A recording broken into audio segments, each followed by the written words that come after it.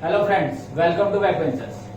अब हम last lecture में हमने ईएससी के पीवाईक्यू प्रीवियस ईयर क्वेश्चन का फर्स्ट पार्ट अब देख चुके हैं।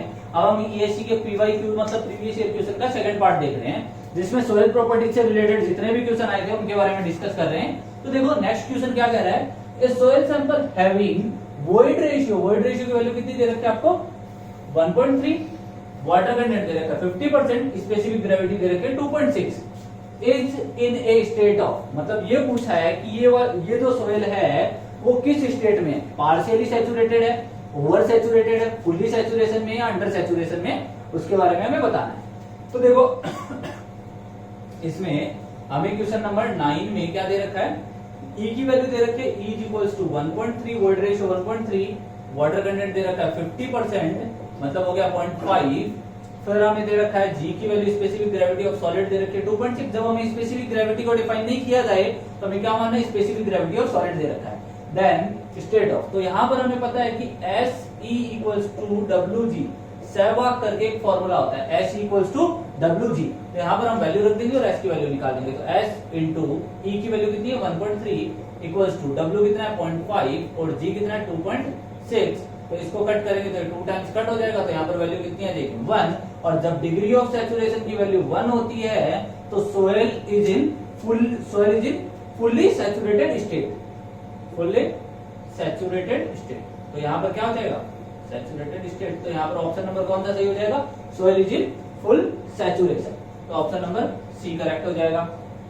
Second question, two soil sample A and B have porosity की वैल्यू दे रखी है ईटा A 40% और eta B 60% respectively. What is the ratio of void ratio, हमें पूछा वॉइड रेशियो का रेशियो क्या होगा। तो देखना ध्यान से, यहाँ पर 10 नंबर क्वेश्चन क्या होता है वॉइड रेशियो का formula eta upon 1 minus eta. तो हमें eta A upon eta B का रेशियो निकालना है। तो देखो ईटा A अपॉन ईटा नहीं, void ratio E upon EA upon EB equals to, तो यहाँ पर हम क्या लिखते हैं eta A upon 1 minus eta A divide by eta B upon 1 minus eta B। हमें यहाँ पर क्या दे रखा है, ईटा A की वैल्यू 40% और ईटा B की वैल्यू 60% दे रखी है। तो यहाँ पर ईटा A कितना हो जाएगा 0.4, तो रख दो 1 माइनस 0.4 डिवाइड क्या हो जाएगा, उसकी वैल्यू 60% दे रखी है तो 0.6 डिवाइड बाई 1 माइनस 0.6। तो ये क्या हो जाएगा, देखोगे ध्यान से, तो ये हो जाएगा 0.4 divide by 0.6 divide by 0.6 divide by 0.4। तो देखना ध्यान से, यहाँ पर आप क्या कर दोगे 0.4 डिवाइड बाई 0.6 इंटू ये वाली टर्म ऊपर चली जाएगी, ये वाली टर्म नीचे रह जाएगी, मतलब 0.4 डिवाइड बाई 0.6। तो देखो डेसिमल से डेसिमल उठा दो, तो यहाँ पर आपके पास क्या हो जाएगा 4 का square 4 into 4 divide by 6 into 6, ये कैंसिल आउट हो जाएगा। तो यहाँ पर क्या आ जाएगा 4/9। तो रेशियो क्या हो जाएगा 4:9। ऑप्शन नंबर डी करेक्ट हो जाएगा आपका। नेक्स्ट क्वेश्चन के लिए देखना, ये आपके 2 क्वेश्चन हो चुके हैं। थर्ड क्वेश्चन में आपको क्या दे रखा है, थर्ड क्वेश्चन में दे रखा है what would be the volume of water stored in A saturated column. ठीक है, वॉल्यूम ऑफ वाटर निकालना है जो सैचुरेटेड कॉलम में स्टोर किया गया हो with a porosity of 0.35, with a porosity of 0.35। Porosity की वैल्यू कितनी दे रखी है 0.35 with a cross sectional area of 1 metre square and depth of 3 metre. तो यहाँ पर हमें क्या निकालना है, वॉल्यूम ऑफ वाटर निकालना है। तो देखो फर्स्ट थिंग कंडीशन क्या दी हुई है, सैचुरेटेड कॉलम है। सैचुरेटेड कॉलम का मीन्स ही क्या हो गया कि वहां पर जो टोटल वॉल्यूम बनेगा उसमें volume of void plus volume of solid होगा, और वॉल्यूम ऑफ वॉइड किस किस का समीशन होता है, volume of water plus volume of air. तो सैचुरेटेड है, इसका मतलब एयर की क्वांटिटी 0, तो इसका मतलब जो भी यहाँ पर होगा वॉल्यूम ऑफ वॉइड है वो किसके इक्वल हो जाएगा, वॉल्यूम ऑफ वाटर के इक्वल हो जाएगा। अब देखो पोरोसिटी क्या दे रखी है, पोरोसिटी का फॉर्मूला क्या होता है, eta is equals to volume of void divide by total volume. Clear है। तो देखना ध्यान से, वॉल्यूम ऑफ वॉइड, अब यहाँ पे वॉल्यूम ऑफ वॉइड किसके बराबर, वॉल्यूम ऑफ वाटर के डिवाइड बाय टोटल वॉल्यूम।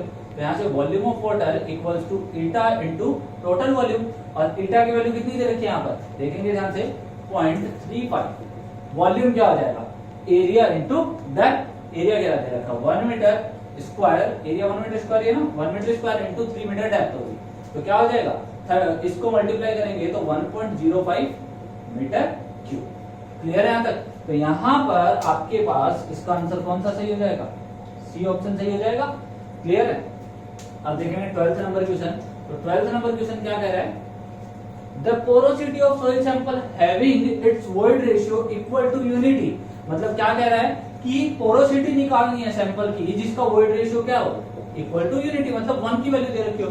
तो एटा इक्वल्स टू क्या होता है, e अपॉन 1 प्लस ई, मतलब 1 अपॉन 1 प्लस 1 डिवाइड बाई 1/2, मतलब 0.5, और ये क्या हो जाएगा 50%। तो यहाँ पर आंसर क्या हो जाएगा, इस केस में बी ऑप्शन करेक्ट हो जाएगा। क्लियर है यहाँ तक? Next question, the natural water content of the soil sample. Natural water content बताना है। नेचुरल कंटेंट ऑफ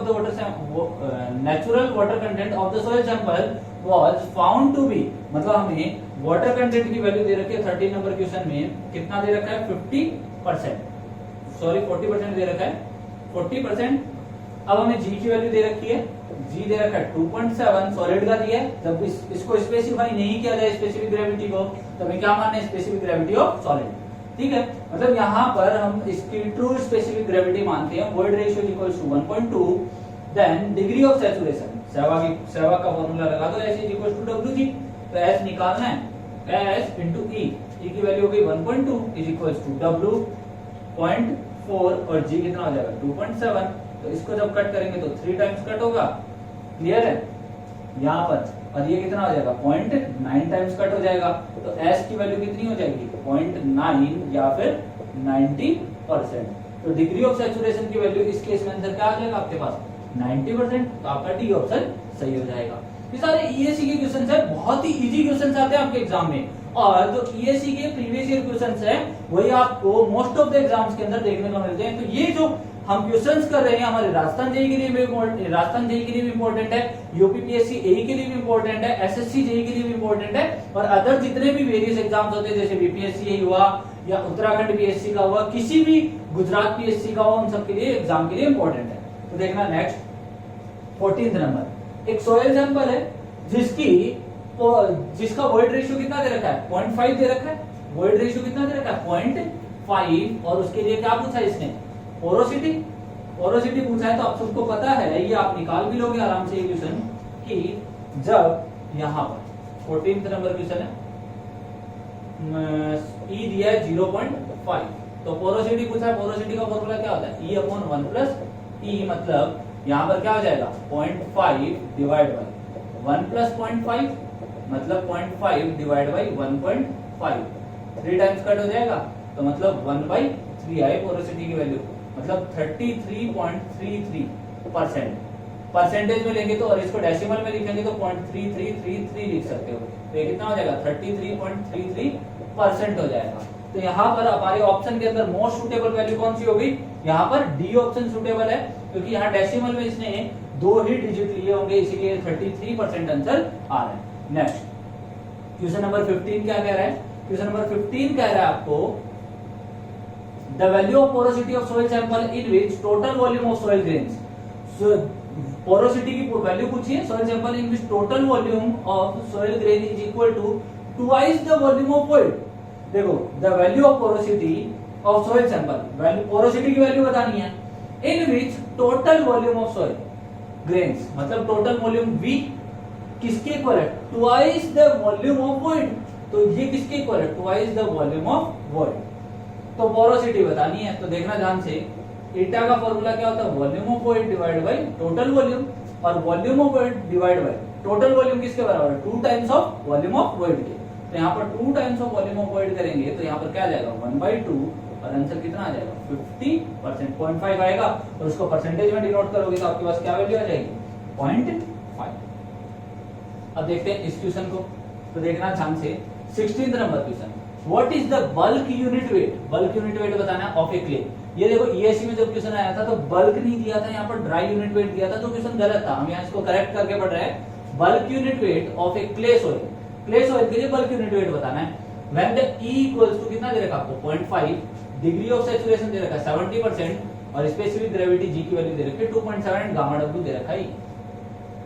तो देखो ध्यान से, आपको क्या बताना है, what is the value of bulk unit weight. तो देखो bulk unit weight gamma, generally gamma से डिनोट करते हैं, तो ये क्या होता है G plus S E gamma W upon 1 plus E, ये होता है। तो देखना ध्यान से, G की वैल्यू रख दो 2.7 प्लस S की वैल्यू 0.7, E की वैल्यू 0.5 डिवाइड बाय 1 प्लस ये आ गया आपके पास E की वैल्यू 0.5 और गामा W की इसने स्पेसिफाई मेंशन किया था 9.81 लेना है। जब इसका सॉल्यूशन करोगे तो आपके पास आएगा 19.945 किलो न्यूटन पर मीटर क्यूब। तो आंसर कितना आ जाएगा 19.95 किलो न्यूटन पर मीटर क्यूब।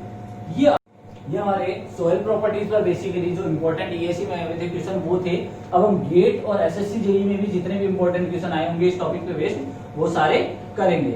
आज के लिए इतना ही, नेक्स्ट लेक्चर में मिलते हैं सॉइल के नेक्स्ट टॉपिक के साथ। Thank you.